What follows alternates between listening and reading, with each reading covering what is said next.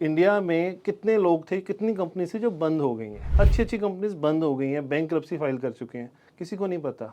हमें लगता है कि इसमें लगाएंगे तो रिटर्न आएगी, बट रिटर्न हमारे लगने से नहीं होता, कंपनी के कागजात से, कंपनी की वैल्यूएशन से, कंपनी की इन्वेस्टमेंट्स, उसकी जो प्रॉफिट अर्निंग है और क्या किस तरह से काम करती है, तो जाके रिटर्न आती है। कि 92% इन्वेस्टर लॉस लेके बाहर निकलते हैं, वो प्रॉफिट नहीं कमाते।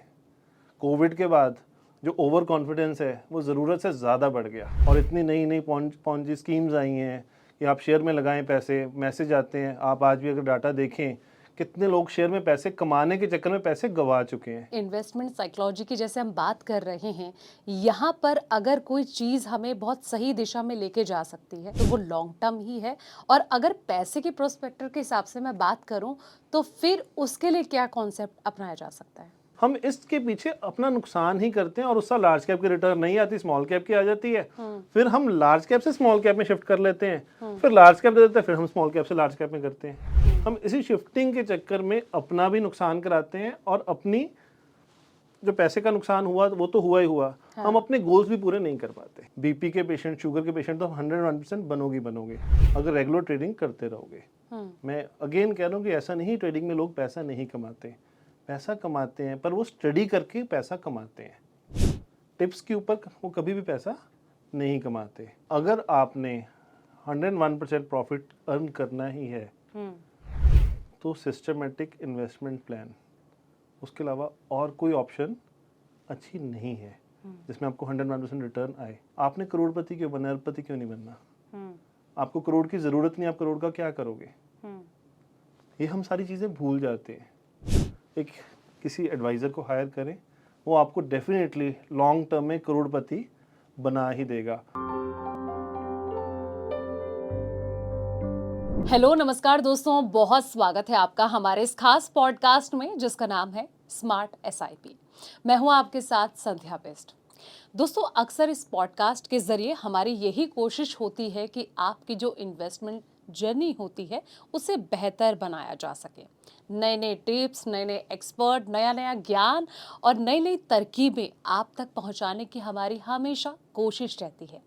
आज का जो पॉडकास्ट है वो बहुत इंटरेस्टिंग होने वाला है, क्योंकि आज हम बात करेंगे इन्वेस्टमेंट के साथ साथ साइकोलॉजी को लेकर। जी हाँ, जब भी निवेश किया जाता है तो किस तरीके से निवेश किया जाना चाहिए, कहीं मार्केट के उतार चढ़ाव, यानी कि जब मार्केट वॉलेटाइल है तब क्या कंडीशन आपको अपनानी चाहिए। डरते हैं कई जो निवेशक होते हैं, कई बार डर के मारे वो सेल कर जाते हैं। तो लालच और डर का जो ये कॉन्सेप्ट है वो कितना ज़्यादा भयंकर हो सकता है आपकी इन्वेस्टमेंट जर्नी में, और ऐसे में आपको क्या तरकीब अपनानी चाहिए। क्या सेल कर देना चाहिए या फिर कहीं ना कहीं जब मार्केट ऊपर चल रहा है तो उस वक्त बाय करना चाहिए। तो इन सब तथ्यों पर, इन सब मुद्दों पर आज हम बात करेंगे और समझेंगे आपके दिमाग की साइकोलॉजी, कि मार्केट में ये साइकोलॉजी शब्द क्या है, ये कॉन्सेप्ट क्या है और ये क्यों इतना ज़्यादा ज़रूरी है, ताकि आपके जो निवेश की जर्नी है उसमें आपको कोई परेशानी ना हो, कोई लॉस ना हो। तो इन सब मुद्दों पर बातचीत करने के लिए आज इस स्टूडियो में मेरे साथ मौजूद है मेरे खास गेस्ट, जिनका नाम है तरुण कक्कर, जो इजीवाइज सर्विस के फाउंडर है। बहुत बहुत स्वागत तरुण जी आपका हमारे इस खास पॉडकास्ट में। तरुण जी, मेरा सबसे पहला सवाल आपसे यही कि जब भी इन्वेस्टमेंट की बात होती है तो इसमें 90% साइकोलॉजी और 10% इन्वेस्टमेंट का ये क्या कॉन्सेप्ट है? मैं चाहूंगी कि आप हमारे व्यूअर्स को समझाएं। अरे नमस्कार सारे व्यूअर्स को, धन्यवाद संध्या जी, आपने मुझे यहाँ बुलाया। जब हम इन्वेस्टमेंट्स की बात करते हैं, आपने सवाल किया कि 90% साइकोलॉजी और 10% फाइनेंस है। नॉर्मली जब हम इन्वेस्टमेंट करते हैं बिल्कुल सही ऐसे ही बात करते हैं कि हम 90% साइकोलॉजी यूज़ करते हैं और 10% फाइनेंशियल नॉलेज को यूज़ करते हैं। बट हमें उसका उल्टा करना चाहिए। 90% हमें नॉलेज यूज चाहिए और 10% साइकोलॉजी के ऊपर काम करना चाहिए। क्योंकि जब भी हम इन्वेस्टमेंट की बात करते हैं, फिनांसिस की बात करते हैं, हमारे साइकोलॉजिकली हम बहुत कमज़ोर हैं एज ए ह्यूमन बीइंग। हमें डर लगता है हम कब एंटर करें, कब एग्जिट करें। पर जब हम इसको फंडामेंटली अपने गोल्स के अकॉर्डिंग जब प्लानिंग करते हैं तो हमें रिजल्ट्स बहुत अच्छे मिलते हैं, हमें नुकसान के चांसेस बहुत कम हो जाते हैं, हमें पढ़ने का मौका मिलता है। और साइकोलॉजिकली हम जब देखते हैं, लोग कहते हैं जी इसमें इन्वेस्ट कर दीजिए अच्छे रिटर्न देगा, इस फंड में इन्वेस्ट कर दीजिए अच्छे रिटर्न देगा, इस स्टॉक में कर दीजिए अच्छे रिटर्न देगा, और अगर वो रिजल्ट डिफरेंट आते हैं तो हम निकाल भी लेते हैं पैसे, जो हम बहुत ज़्यादा गलत करते हैं। हम कभी इस चीज़ में नहीं जाते कि क्यों बढ़ेगा, क्यों कम होगा, अगर कम हो गया तो बढ़ने के चांसेस कितने हैं। तो जब भी हमें इन्वेस्टमेंट करनी चाहिए, 90% आप इन्वेस्टमेंट के ऊपर काम करें और 10% साइकोलॉजी के ऊपर। अगर आप नहीं पढ़ सकते तो पक्का किसी एडवाइज़र की हेल्प लीजिए। बिल्कुल, इस कॉन्सेप्ट को तो आपने बता दिया तरुण जी, लेकिन जिस तरीके से अक्सर हम देखते हैं जब भी कोई इंसान ट्रेडिंग करता है ना, तो उस टाइम पे जिसको नॉलेज है, देखो उसकी बात तो अलग है, लेकिन अगर कोई न्यू इन्वेस्टर है, वो ट्रेडिंग कर रहा है, तो उस कॉन्सेप्ट में ये जो साइकोलॉजी की आप बात कर रहे हैं, ये कितना ज़्यादा इम्पॉर्टेंट पहलू हो जाता है उसके लिए? देखिए जी, इन्वेस्टमेंट के फील्ड में या जो ट्रेडिंग के फील्ड में हर रोज़ नई नॉलेज आती है, हर रोज़ कुछ ना कुछ नया आता है। तो परफेक्ट बंदा तो कोई आज तक भी नहीं है। वॉरेन बफे जी से भी गलतियाँ कितनी हुई हैं, बिल्कुल। पीटर लिंच से भी कितनी गलतियाँ हुई हैं।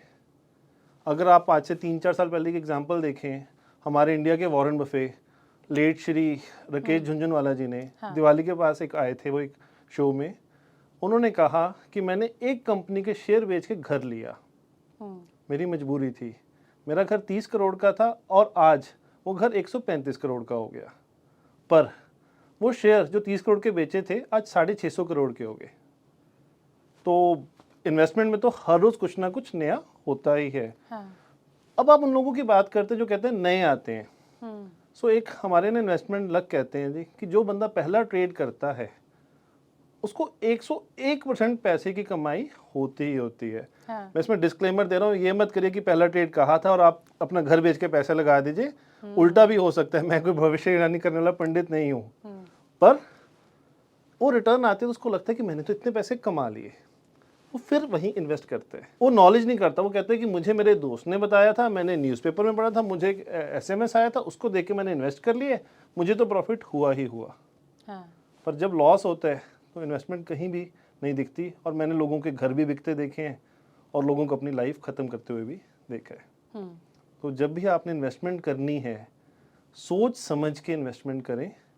और इन्वेस्टमेंट हर रोज़ नया फील्ड है, हर रोज़ नई चीज़ आती है। हम इंडिया की अगर स्टोरी देखें, इंडिया में कितने लोग थे, कितनी कंपनी से जो बंद हो गई हैं, अच्छी अच्छी कंपनीज बंद हो गई हैं, बैंक्रप्सी फाइल कर चुके हैं, किसी को नहीं पता।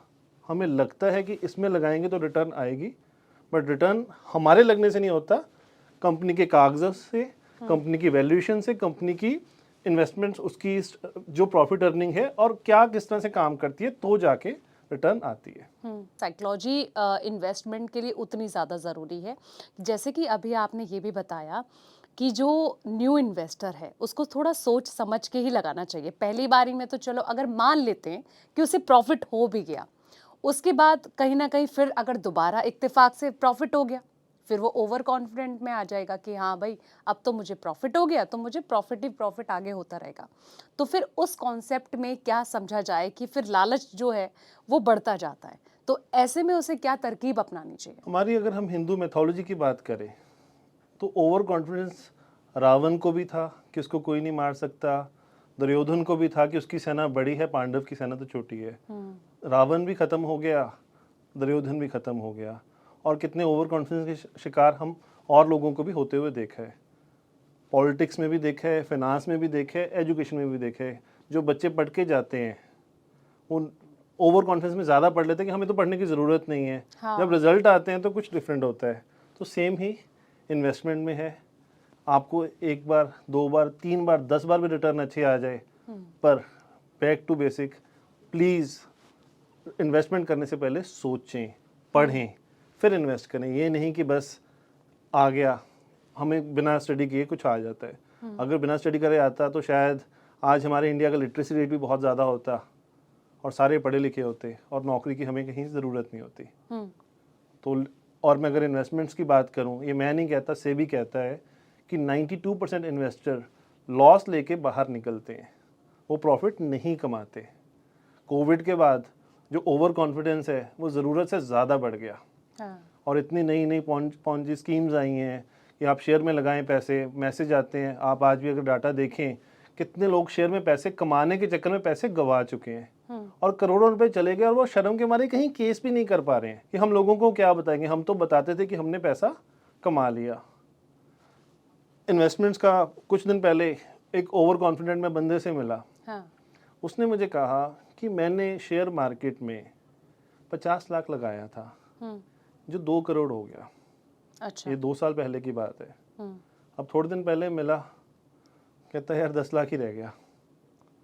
तो जो शेयर्स उन्होंने चूज किए जो बढ़ रहे थे वो डीलिस्ट भी हो गए शेयर्स, और कंपनीज के कुछ प्रॉफिट इतने कम हो गए हैं, प्रॉफिट दिखा रहे थे और नुकसान हुआ। हम यहाँ पे अपने एग्जांपल्स देखते हैं, जो बड़े बड़े फंड मैनेजर्स हैं जो म्यूचुअल फंड्स को मैनेज करते हैं, उन्होंने बहुत अच्छे रिटर्न्स अपने पोर्टफोलियोज में दिए हैं, पर उनसे भी गलतियाँ होती हैं। मैं किसी फंड मैनेजर का नाम नहीं लेना चाहता, बट बड़े बड़े फंड मैनेजर्स ने गलतियाँ की, जो एक्सपर्ट है, जिनका सुबह शाम सिर्फ और सिर्फ मार्केट को, कंपनीज को पढ़ने का काम है। और हम कैसे वो नॉलेज कर सकते हैं? तो ओवर कॉन्फिडेंस से हमेशा ही बंदा नीचे ही जाता है। वो कहते हैं ना जी, मेरे गुरु ने बताया था, shortcut leads to short circuits. तो शॉर्टकट मार्केट में, इन्वेस्टमेंट में कोई भी नहीं है। तरुण जी, जिस तरीके से आपने अभी चीज़ों को लेके बताया कि कहीं ना कहीं निवेशक क्या गलती कर जाते हैं, तो मैं अब आपसे ये जानना चाहूँगी कि जो साइकोलॉजी का कॉन्सेप्ट पर हम बात कर रहे हैं, ऐसे में क्या फंडे उनको अपनाने चाहिए जिससे कि उनको जब वो गलती करें या कुछ ऐसी चीज़ करें जिनसे उन्हें लॉस हो सकता है, उससे कैसे बचा जाए? सबसे पहले आप किसी के कहने पे, हर्ड मेंटालिटी से कभी भी इन्वेस्टमेंट ना करें कि मेरा वो दोस्त इन्वेस्ट कर रहा है, मेरा रिश्तेदार इन्वेस्ट कर रहा है, उसने इतने पैसे लगाए, इतने बन गए, वो तो बस ये समझदारी बहुत है, मैं उसकी बात मानूंगा, मैं उसमें करूँगा। हम यहाँ पे जब कपड़े लेने जाते हैं, मैं एग्जांपल एक कपड़ों की बताता हूँ, वहाँ पे हम एक ना शर्ट लेते हुए ना उससे सवाल करते हैं कि शर्ट का साइज़ क्या है, मुझे फिट हो जाएगी, कलर मेरे लिए सूट कर रहा है। हम एक शर्ट चूज़ करने के लिए कम से कम 15-20 शर्ट्स देखते हैं, फिर जाके हम एक शर्ट चूज़ करते हैं। तो जब हम इन्वेस्टमेंट की बात करते हैं, जो मेरे दोस्त ने किया, जो मेरे रिश्तेदार ने किया, वही इन्वेस्ट करूँगा। ये गलती कभी भी ना करें। उनकी ज़रूरतें अलग हैं, आपकी ज़रूरतें अलग हैं। जब भी आपने इन्वेस्टमेंट करनी है, पहले तो अपना इन्वेस्टमेंट प्लान बनाएं कि आपको पैसे की ज़रूरत कब है। नॉर्मली लोग कहते हैं जी हमने पैसा कमाया, क्या किया, बस खर्च दिया, पार्टी करने चले गए। तो वो पार्टी की ज़रूरत थी आपको? आप छोटे गोल्स के टाइम पे बड़े गोल्स हमेशा भूल जाते हैं। एक तो इन्वेस्टमेंट की प्लानिंग करिए, लिखने की आदत करिए, और जब भी आपने इन्वेस्टमेंट करना है, आप पढ़ें कि इस इन्वेस्टमेंट का क्या प्रॉफिट है, क्या लॉस है। पूरा थॉरो स्टडी करें, ऐसे नहीं कि बस एकदम इन्वेस्टमेंट में कूद जाएं। उसके बाद फिर भी आपको अगर प्रॉब्लम लगती है, किसी ना किसी एक्सपर्ट एडवाइज़र को बुलाएं, उनकी एडवाइस लें। वो कुछ ना कुछ आपसे ज़्यादा नॉलेज रखते हैं और आपको वो रिटर्न्स और आपके गोल्स के बारे में बता के आपको सही गाइड कर सकते हैं।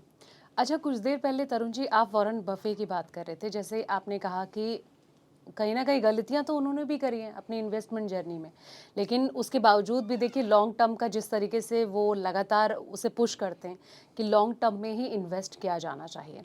तो आपको लगता है कि अगर इन्वेस्टमेंट साइकोलॉजी की जैसे हम बात कर रहे हैं, यहाँ पर अगर कोई चीज़ हमें बहुत सही दिशा में लेके जा सकती है तो वो लॉन्ग टर्म ही है, और अगर पैसे के प्रोस्पेक्टर के हिसाब से मैं बात करूं तो फिर उसके लिए क्या कॉन्सेप्ट अपनाया जा सकता है? वॉरेन बफे ने पिछले 54 ईयर्स, 54 साल या 55 साल से जब से हैं, उनको एवरेज रिटर्न 20% आ रही है, 20% एनुअलाइज्ड रिटर्न आ रही है।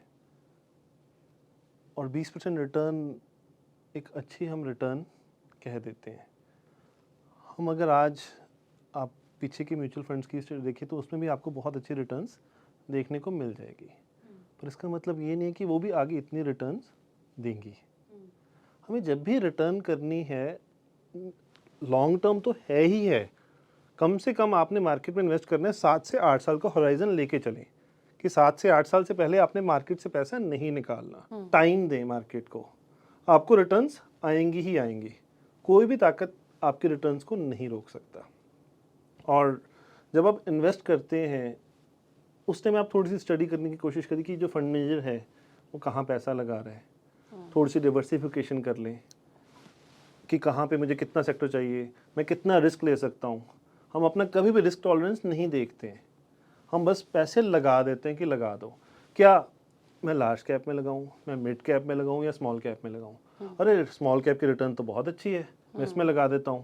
पर वही लालच वाली चीज आ जाती लालच वाली आ जाती है, पर स्मॉल कैप नीचे भी तो बहुत गिरता है, हम वो कभी नहीं देखते हैं। लार्ज कैप, अरे पिछले साल लार्ज कैप में अच्छी, आज मैं लार्ज कैप में ही लगा देता हूँ। हाँ। हम इसके पीछे अपना नुकसान ही करते हैं और उस साल लार्ज कैप की रिटर्न नहीं आती, स्मॉल कैप की आ जाती है। फिर हम लार्ज कैप से स्मॉल कैप में शिफ्ट कर लेते हैं, फिर लार्ज कैप दे देते हैं, फिर हम स्मॉल कैप से लार्ज कैप में करते हैं। हम इसी शिफ्टिंग के चक्कर में अपना भी नुकसान कराते हैं और अपनी जो पैसे का नुकसान हुआ वो तो हुआ ही हुआ, हम अपने गोल्स भी पूरे नहीं कर पाते। तो आपको लगता है कि जैसे जो गोल्स अचीव करने के बारे में हम सोचते हैं, जो टारगेट लेके चलते हैं, तो उसके लिए जैसे कि कुछ देर पहले आप एसेट एलोकेशन की बात कर रहे थे, एसआईपी की बात कर रहे थे, तो इन्वेस्टमेंट में अगर किसी को सेफ जोन में चलना है, सेफ रास्ता पकड़ना है, तो यहाँ पर जाना उनके लिए बेहतर होगा। 101% यहाँ पे बेहतर ही है। आप जब इन्वेस्टमेंट इनमें इन टूल्स में करते हैं, आपकी एवरेजिंग भी हो रही है, हर महीने आपका पैसा भी लग रहा है, आपको सेविंग की आदत भी लग रही है और सेविंग को बढ़ाने की आदत भी लग जाती है। जैसे जैसे आपकी इनकम बढ़ती जाती है, थोड़ी थोड़ी सिस्टमेटिक इन्वेस्टमेंट प्लान करते रहिए, बढ़ते जाइए। आप लॉन्ग टर्म में देखेंगे तो आप करोड़ों रुपए कमा सकते हो। मैंने लोगों को, इन्वेस्टर्स को सिप के थ्रू कुछ हज़ार की सिप शुरू करते हुए करोड़ों में पहुँचते हुए देखा है। अच्छा।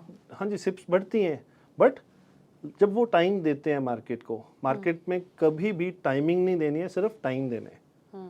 आपकी इन्वेस्टमेंट्स आपको आपकी हर गोल के लिए फुलफिल करके रिजल्ट्स आपको देगी ही देगी। अच्छा, जिस तरीके से कहते हैं ना कि साइकोलॉजी जो होती है, जितना हमारा मेंटल पीस काम रहेगा उतना हम अच्छा डिसीजन ले सकेंगे। आपको लगता है कि ट्रेडिंग के टाइम पे भी ये चीज़ कारगर साबित होती है कि हमें हमें ये पता रहता है कि हमें क्या करना है? मैं ना कुछ लोगों को ट्रेडिंग करते हुए देखता हूँ, आप भी अपने अक्सर ऑफिस में देखते होंगे। आपकी मीटिंग के टाइम जो लोग ट्रेडिंग कर रहे होते हैं, वो मीटिंग चल रही होती है, बॉस समझा रहा होता है, वो बार बार मोबाइल लैपटॉप देख रहे होते हैं कि फंड क्या रिटर्न दे रहा है, अरे ये ऊपर जा रहा है, नीचे जा रहा है, बॉस कह रहा है कि आपने अचीव किया कुछ, बॉस तू क्या कह रहा है यार, मेरा तो आज लाख रुपए का नुकसान हो गया। तो अगर आप अपनी लाइफ को हमेशा चिंता में रखना चाहते हो तो trading is the best option. आप हमेशा टेंशन में रहना चाहते हो तो trading is the best option. Trade करो, पैसे कमाओगे ना कमाओगे वो तो बात की बात है, पर चिंता ज़रूर ले जाओगे। बीपी के पेशेंट, शुगर के पेशेंट तो 101% बनोगे अगर रेगुलर ट्रेडिंग करते रहोगे। मैं अगेन कह रहा हूँ कि ऐसा नहीं ट्रेडिंग में लोग पैसा नहीं कमाते, पैसा कमाते हैं, पर वो स्टडी करके पैसा कमाते हैं। टिप्स के ऊपर वो कभी भी पैसा नहीं कमाते। बट अगर आप लॉन्ग टर्म की तरफ देखेंगे, अपनी फैमिली के साथ एंजॉय कर पाएंगे, लॉन्ग टर्म इन्वेस्टमेंट करो, फैमिली को भी टाइम दे पाओगे, जो आजकल सबसे ज़्यादा हम अपनी फैमिली को टाइम नहीं दे पाते वो भी दे देंगे, और रिटर्न्स तो आएंगे ही आएंगे, और शांति से आप अपना जीवन व्यतीत करेंगे। मेरे एक इन्वेस्टर थे, उनकी वाइफ को और उनके बच्चों को मैं इन्वेस्टमेंट प्लान समझा के आया। अच्छा। उनकी वाइफ ने कहा भैया अच्छा है, आपके कारण ना ये थोड़ी सी सेविंग करने लग जाएंगे। मैं भी बड़ा खुश हुआ। 6 महीने बाद मैं गया, बच्चे मुझे उनकी आंखें दिखा रहे थे, भाभी के माथे में पसीना आया हुआ था कि कहाँ ये आ गया।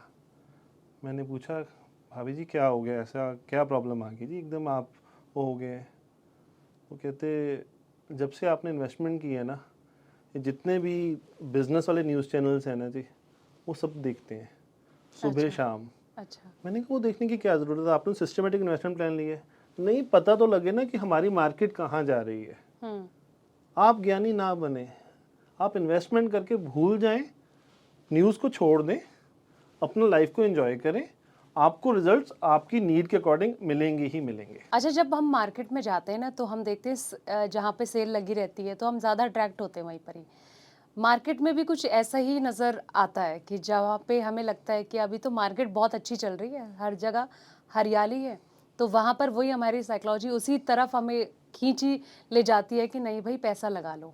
फिर अक्सर क्या होता है कि आगे चल के फिर देखते हैं कि घाटा हो गया, तो ऐसे लोगों को क्या एडवाइस करना चाहेंगे आप? वॉरेन बफेट ने कहा कि when others are greedy avoid the market, when others are not investing you should invest at that time.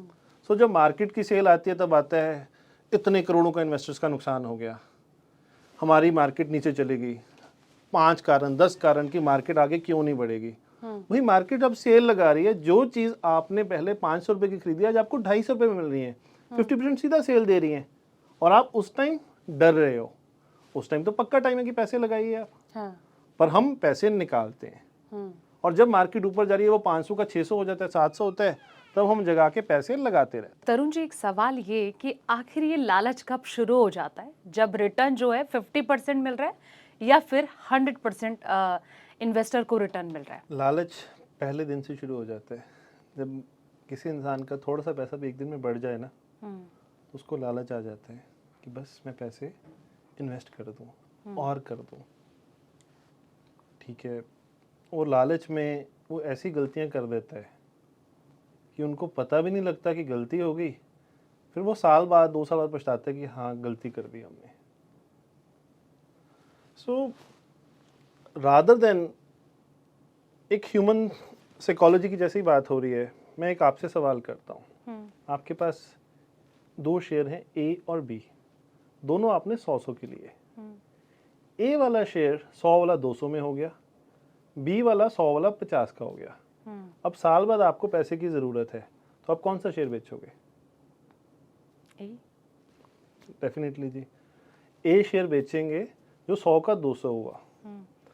जो आपका कमाने वाला बेटा है उसको आप बेच रहे हो, जो निकम्मा है, जो आगे जाके बढ़े ना बढ़े, उसको आप अपने पास रख रहे हो।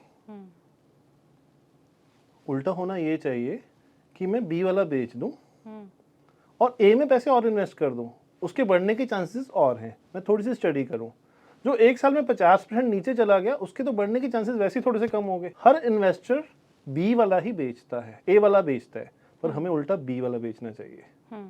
अब रिटर्न की कोई लिमिट नहीं है कि 50%, 100%, 200%, 300%, कुछ भी रिटर्न कभी भी आ सकती है। नेगेटिव भी हो सकता है, ये नहीं है कि हाँ रिटर्न ही आएगी, नेगेटिव भी हो सकता है। पर हमें ये अपना एक प्लान बना के गोल बेस्ड प्लानिंग करनी चाहिए कि जब हमारा जो एक गोल के लिए हमने पैसे सेव किए थे वो निकले, तब हम पैसे को, प्रॉफिट को बुक कर लें। पूरा ना करें, कुछ प्रॉफिट को बुक कर लें, ताकि हमारा गोल उस टाइम हो जाए। अगर मार्केट कुछ उल्टी हो गई तो हमारी रिटर्न जाए ना। पर ये नहीं है कि अगर मुझे किसी ने 100% रिटर्न दी है तो मुझे आगे 200% देने की प्रोबेबिलिटी बढ़ सकती है उसकी। स्टडी, और अगेन अगर आप नहीं पढ़ सकते, आप नहीं टाइम निकाल सकते अपने बिजी शेड्यूल से, तो किसी ना किसी एक्सपर्ट को, किसी एडवाइज़र को डेफिनेटली हायर करें। लेकिन कई बार ऐसा होता है ना कि जो बहुत मांझे हुए इन्वेस्टर भी होते हैं, जिनको बहुत नॉलेज भी होते हैं, लेकिन कभी कभी गलती तो वहाँ भी हो जाती है।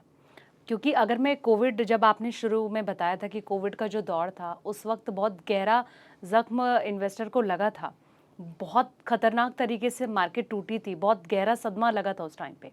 लेकिन उसके बाद जो कंडीशन हुई थी, कहीं ना कहीं वो समझ कितनी ज़्यादा इम्पॉर्टेंट हो जाती है। कहते हैं ना कि लाइफ में जब ठोकर लगती है तब इंसान संभलता है। तो ऐसी कंडीशन में आप क्या कहना चाहेंगे? मंझा हुआ खिलाड़ी तो कोई भी नहीं है जी मार्केट में, मुझे तो आज तक कोई भी नहीं मिला। वॉरेन बफेट खुद नहीं कहता कि मैं मंझा हूँ, राकेश झुंझुनवाला नहीं कहते थे। हमारे आज के नए युग के कई म्यूचुअल फंड्स के बहुत अच्छे CFOs हैं, बहुत अच्छे CEOs हैं, जिनको लोग, जिनकी ओपिनियन लेते हैं, हर न्यूज़ चैनल में आते हैं और बहुत लॉजिकल पॉइंट्स बोलते हैं। एक्सपर्ट वो भी नहीं कहते अपने आप को, वो भी कहते हैं कि हम कहीं ना कहीं हमसे गलती हो ही जाती है।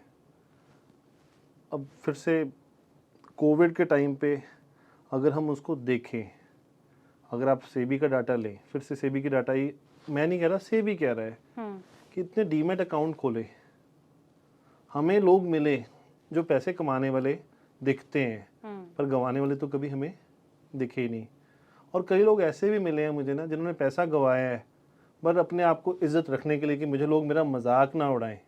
वो भी कहते हैं कि हमने पैसे को कमाया है, पर अंदर में कहते आज के बाद मैं मार्केट में कभी पैसा नहीं लगाऊंगा। तो अगेन ओवर कॉन्फिडेंस, फिर से आपको नुकसान कराएगा ही कराएगा। बिल्कुल, वहाँ पे तो लॉसेस के चांसेस ज़्यादा हो जाते हैं। लेकिन अगर आपके जैसे आप बिल्कुल लगातार एक चीज़ पे ज़ोर दे रहे हैं, जैसे मैं देख रही हूँ कि कहीं न कहीं आप कह रहे हैं कि सेफ ज़ोन में अगर आपको जाना है तो एसआईपी की तरफ आप जा सकते हैं, वो आपके लिए बेस्ट ऑप्शन हो सकता है।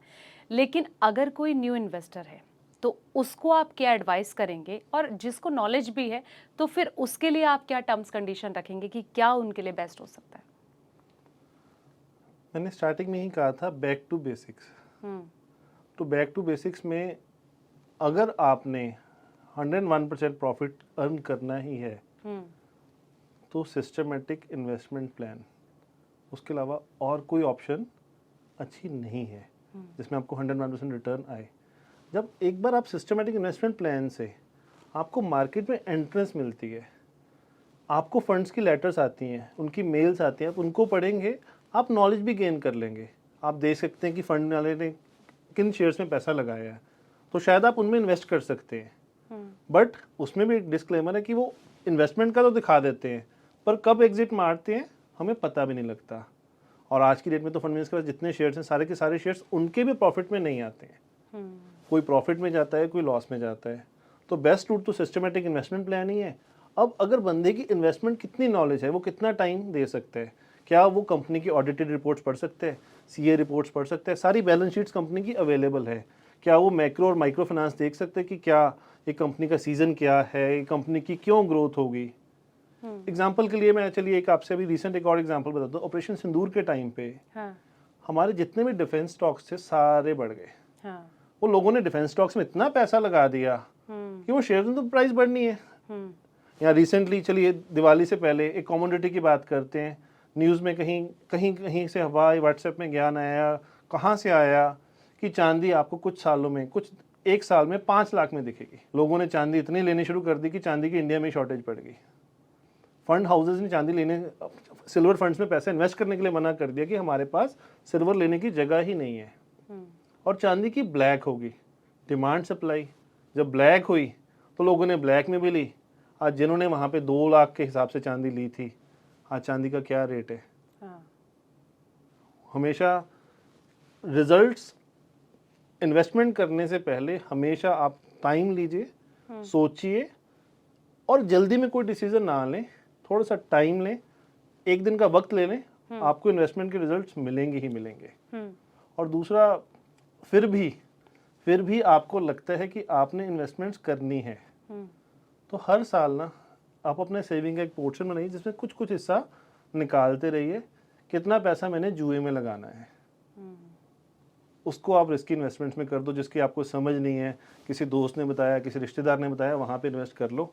अगर रिजल्ट आ गए तो दोस्त की तारीफ कर देना, नहीं आया तो भूल जाना, अगला दोस्त ढूंढ लेना जी। अगले साल भी तो सेविंग करेंगे ना। अच्छा, अगर किसी को करोड़पति बनना है तो उनको क्या एडवाइस करेंगे? जैसे कि आप ट्रेडिंग को लेकर तो लगातार एक ही चीज़ पर जोर दे रहे हैं कि देखिए, समझ, नॉलेज जितनी होगी, स्टडी जितनी होगी, वो ही पैसा बना सकता है ट्रेडिंग से। लेकिन अगर किसी का ये कहीं ना कहीं गोल है कि मुझे करोड़पति बनना है, आने वाले फ्यूचर में बड़ा सा कॉपर्स तैयार करना है, तो उनको आप क्या एडवाइस करेंगे कि किस और जाना चाहिए उन्हें? ट्रेडिंग की ओर हिदायत देंगे? मैम, आप ना मेरे जितने ट्रेडर दोस्त हैं ना, उनसे लड़ाई करवाएंगे, वो मुझे गोली मार देंगे सारे कि मैं ट्रेडिंग के बारे में इतना कुछ बोल रहा हूँ। ट्रेडिंग में के अलावा आप अगर ट्रेडिंग को देख लें, आप कोई भी सिप उठाते हैं ना जी, 5,000 रुपये महीने की सिप लगा लीजिए, 20 साल आप करोड़पति बन जाएंगे। 20 साल? हाँ जी। देखिए, जो आज हम 30-40 साल के हो गए हैं, जो हमने पिछले 40 साल में एक करोड़पति नहीं हुए, तो 20 साल और इंतज़ार तो करना ही पड़ेगा ना। आज हमारी इनकम ज़्यादा है तो हम सिर्फ को ज़्यादा भी लगा सकते हैं तो करोड़पति जल्दी भी बन सकते हैं। हर वेबसाइट में, गूगल में भी सिप कैलकुलेटर्स इतने आ चुके हैं। आप अपनी देखिए कि कितनी जल्दी आपने करोड़पति बनना है, उसको गूगल में फीड करिए सिप कैलकुलेटर को, उसमें आप डालिए इतने अमाउंट में लगा सकता हूँ, इतने रिटर्न मेरी एक्सपेक्टेशन है, तो आपको बता देगा, आपका गूगल ही बता देगा कि कब आप कितनी देर में करोड़पति बन सकते हैं। अगर गूगल से आपको प्रॉपर हेल्प नहीं चाहिए, क्योंकि मैं एक चीज़ मानता हूँ, कहीं ना कहीं एक ह्यूमन टच बहुत ज़रूरी है। आपने करोड़पति क्यों बनना है, अरबपति क्यों नहीं बनना? आपको करोड़ की ज़रूरत नहीं, आप करोड़ का क्या करोगे? ये हम सारी चीज़ें भूल जाते हैं। एक किसी एडवाइज़र को हायर करें, वो आपको डेफिनेटली लॉन्ग टर्म में करोड़पति बना ही देगा। पर अगर वो आपको कहे कि मैं आपको साल 2 साल में करोड़पति बना दूंगा, तो अगर आपके करोड़ हैं तो आपको करोड़पति बना देगा, पर हज़ारों से करोड़ बनने के लिए टाइम लगता ही लगता है। और उसके लिए best tool systematic investment plan. उसके अलावा सिस्टमेटिक इन्वेस्टमेंट प्लान, अगर सिस्टमेटिक इन्वेस्टमेंट प्लान के अलावा जैसे कि कहीं ना कहीं डाइवर्सिफिकेशन की बात होती है, तो उसमें कहते हैं ना कि एक ही टोकरी में सारे फल ना रखो। तो अगर सिस्टमेटिक इन्वेस्टमेंट प्लान के अलावा कोई और ऑप्शन किसी को चूज करना है तो उनको क्या एडवाइस करेंगे? हमारे म्यूचुअल फंड्स में ना बहुत बड़ी बास्केट है। हमारे डेट फंड्स भी हैं जो आपका लिक्विड फंड्स में लगाते हैं, एफडीज में लगाते हैं, कंपनी के बॉन्ड्स में लगाते हैं। हमारे कमोडिटीज बेस्ड फंड है, गोल्ड फंड है, सिल्वर फंड है। हमारा इंटरनेशनल फंड्स हैं, आपने यूएस में लगाना है, आपने चाइना में लगाना है, कई फंड्स आ गए हैं। हमारे लार्ज कैप हैं, हाइब्रिड फंड्स हैं, मिड कैप है, स्मॉल कैप है। वो एक बास्केट में इतने एग्स हैं ना कि आपको कहीं और इन्वेस्टमेंट की ज़रूरत नहीं पड़ेगी। और आप इन्वेस्टमेंट क्यों करते हैं? आप सोचिए ना कि आप एक कुछ परसेंटेज लगा के भी एक कंपनी के मालिक बन जाते हैं। चाहे आपके पास 0.00001% शेयर आ रहे हैं, और उतने परसेंटेज के आप उस बड़ी कंपनी के मालिक तो बन गए। हम तो रियल एस्टेट कंपनी में भी पैसे लगा रहे हैं, हम तो पैसे को कितनी डाइवर्सिफिकेशन कर रहे हैं। थोड़े से बड़ा बनाने के लिए तो म्यूचुअल फंड्स ही हैं। हाँ, अगर अब आपके पास पैसे ज़्यादा हैं तो कई टूल्स आ जाते हैं। आप गोल्ड में भी लगा सकते हैं, रियल एस्टेट में भी लगा सकते हैं, आगे पीएमएस भी आते हैं, एआईएफ भी आते हैं, कई चीज़ें हैं इन्वेस्टमेंट के लिए। बट छोटे से बड़ा बनने के लिए मुझे सिस्टमेटिक इन्वेस्टमेंट प्लान से अच्छा कोई टूल नहीं दिखा। ये आज का नहीं है, ये 50 साल से टूल है। इंडिया में आईको 95 में आया था, सिस्टमेटिक इन्वेस्टमेंट प्लान शुरू हुई थी। वर्ल्ड वाइड ये 50 साल से काम कर रहे हैं। एक एडवाइज़र हैं यूएस के, वो पिछले 60 साल से एडवाइज़र ही हैं जी, उनको और कुछ नहीं आता, निक मरे। तो निक मरे बार बार rupee cost averaging, dollar cost averaging के ऊपर ही काम करते हैं। और उन्होंने कहा है कि जो पैसा आपको इक्विटी बना के दे सकती है सिस्टमेटिक इन्वेस्टमेंट प्लान के थ्रू, लॉन्ग टर्म में कोई और टूल नहीं बना सकता। अच्छा, तो मतलब आप ये कहते हैं कि सिस्टमेटिक इन्वेस्टमेंट प्लान के जरिए ही आप करोड़पति बन सकते हैं? बिल्कुल जी। बट लॉन्ग टर्म में? लॉन्ग टर्म में जी, देखिए हमने आज ही करोड़पति क्यों बनना है? उसके लिए तो हम जुआ भी खेल सकते हैं। हमारे कितने कैसीनोज हैं। चलो अब तो खैर सरकार ने वो ऐप्स बंद कर दिए, गेमिंग ऐप्स बंद कर दिए हैं। बट कैसीनोज तो इंडिया में आज भी अवेलेबल है। आप वहाँ जाके लगाइए, वहाँ जुआ खेलिए। नहीं तो आजकल आपको कई लोग कितनी पॉन्जी स्कीम्स में फंस रहे हैं। आपको आता है, मैसेज आता है कि जी ये शेयर्स में पैसा लगा दीजिए, आपके पैसे बन जाएंगे, हम आपको टिप देंगे, आप इतने पैसे बन जाएंगे। और आज के वो टिप से कितने लोग बने हैं, हमने वो डाटा कभी नहीं देखा। कितने लोग गए हैं, कितने लोगों के पैसे खत्म हो गए, शून्य हो गया पैसा। जो जल्दी करोड़पति बनने की स्कीम है वो तो या तो आप सपनों में बन सकते हैं या बहुत ज़्यादा पैसा लगा के बहुत ज़्यादा रिस्क लेके बनते हैं। अगर आपने रिस्क फ्री करोड़पति बनना है तो सिस्टमेटिक इन्वेस्टमेंट प्लान और म्यूचुअल फंड में हर तरह की एसेट एलोकेशन है, आपको रिटर्न्स बनेंगी अगर आप थोड़ा सा ध्यान से समझ के म्यूचुअल फंड्स में पैसा लगाएं। बिल्कुल बिल्कुल तरुण जी, बहुत बहुत थैंक्स आपका ये तमाम जानकारी हमारे व्यूवर्स तक पहुंचाने के लिए। जैसे कि आज दोस्तों हमारा कॉन्सेप्ट भी था कि जो साइकोलॉजी होती है वो कितनी इम्पोर्टेंट होती है, ख़ास तौर पर जब आप इन्वेस्टमेंट कर रहे हैं तो उस वक्त आपको क्या क्या चीज़ें ध्यान में रखनी चाहिए। मुझे लगता है कि इस पॉडकास्ट के ज़रिए आपके जो भी क्वेश्चन, जो भी कहीं ना कहीं बाधाएँ आपके मन में रहती हैं कि यहाँ पर चीज़ें संभल नहीं रही है, कहाँ पर आपको प्रॉब्लम फेस करनी पड़ रही है, तो मुझे लगता है कि इस पॉडकास्ट के ज़रिए तरुण जी ने जो तमाम जानकारी आप तक पहुंचाने की कोशिश की है वो पूरी हो गई होगी। तो दोस्तों फिलहाल इस पॉडकास्ट में इतना ही। अगले पॉडकास्ट में फिर मिलते हैं नए टॉपिक के साथ। तब तक के लिए नमस्ते।